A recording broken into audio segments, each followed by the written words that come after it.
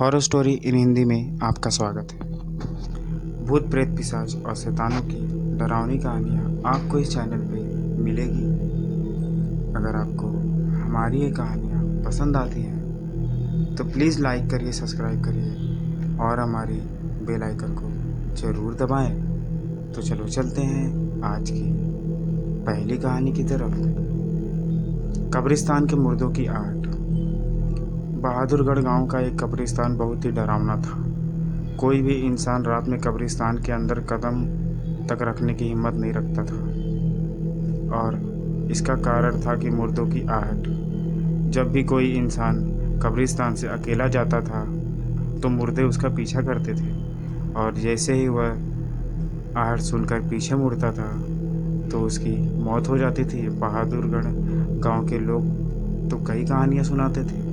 सुनील, मेरे मामा जी एक रात कब्रिस्तान के रास्ते से आ रहे थे। वह डरे हुए थे लेकिन हनुमान मंत्र पढ़ते हुए आ रहे थे।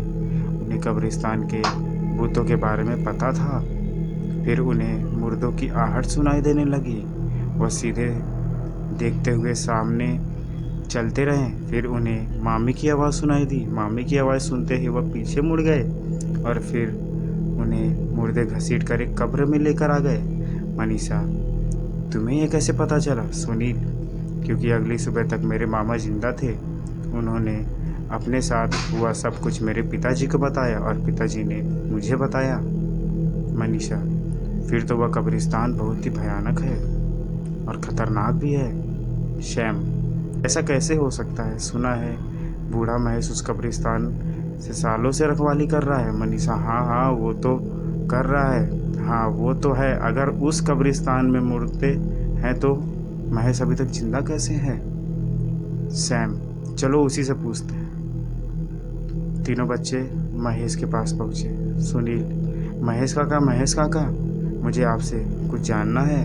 महेश, यही ना कि क्या इस कब्रिस्तान में मुर्दे सच में जिंदा होते हैं या नहीं? तो सुनो, होते हैं। रोज़ आज इस कब्रिस्तान के हर मुर्दे जिंदा होते हैं और जिंदा इंसान का पीछा करते हैं। मनीषा, अगर ऐसा है तो तुम्हारा भी पीछा किए होंगे। तुम कैसे बच गए? महेश, इसके लिए तुम्हें मेरी कहानी सुननी पड़ेगी। हाँ हाँ, सुनाओ।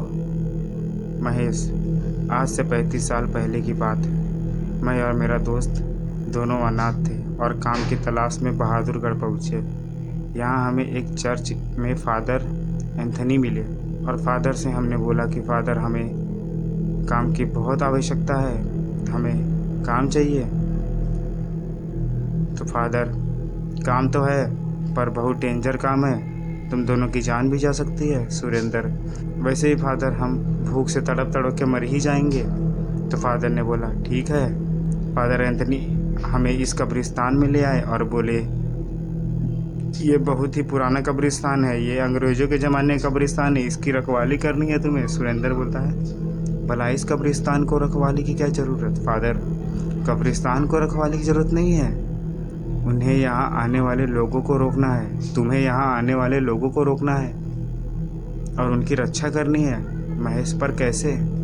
फादर, इन मुर्दों से, यह मुर्दे रात के अंधेरे में सारे जिंदा हो जाते हैं और जिंदा इंसान का पीछा करते हैं और उसे पीछे से आवाज़ देते हैं। अगर वह पीछे मुड़ गया तो वह उसकी मौत बन जाते हैं। सुरेंद्र, फिर तो वह हमें भी मार डालेंगे। हाँ, अगर पीछे मुड़े तो।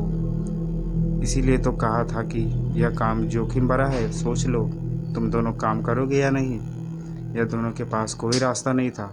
पेट की भूख शांत करना ज़्यादा ज़रूरी था, इसलिए हमने हाँ भर दी और उसी रात से हम कब्रिस्तान में रखवाली करने लगे। कुछ रात तो कुछ नहीं हुआ, एक रात हमें लगा कि जैसे कोई हमारा पीछा कर रहा है। सुरेंद्र, महेश, सुरेंद्र, जैसे पीछे कोई है, लेकिन गलती से पीछे मत मुड़ना, चुपचाप गेट की तरफ चल।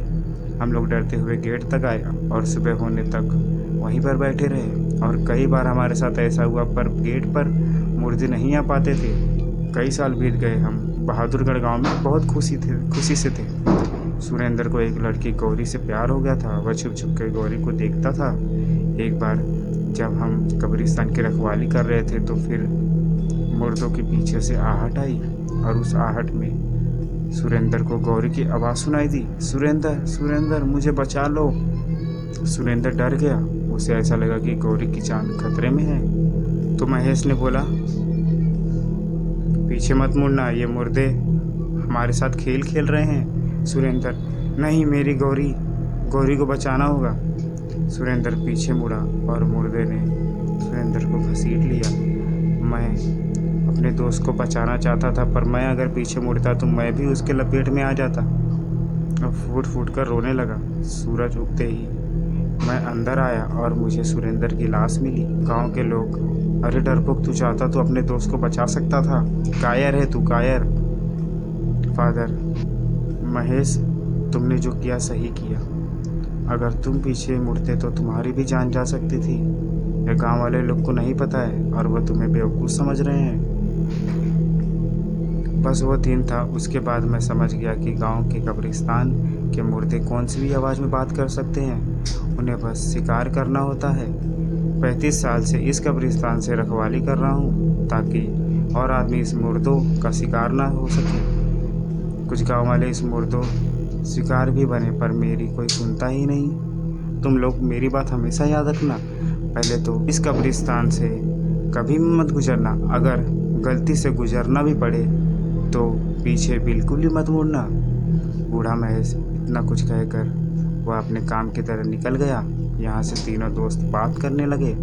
मनीषा, मुझे लग रहा है कि यह बूढ़े महेश हमें कहानी सुना रहे हैं। मुझे भी यही लग रहा है। श्याम, मनीषा कहती है, आज ही हम सच का और झूठ का पर्दाफाश करेंगे।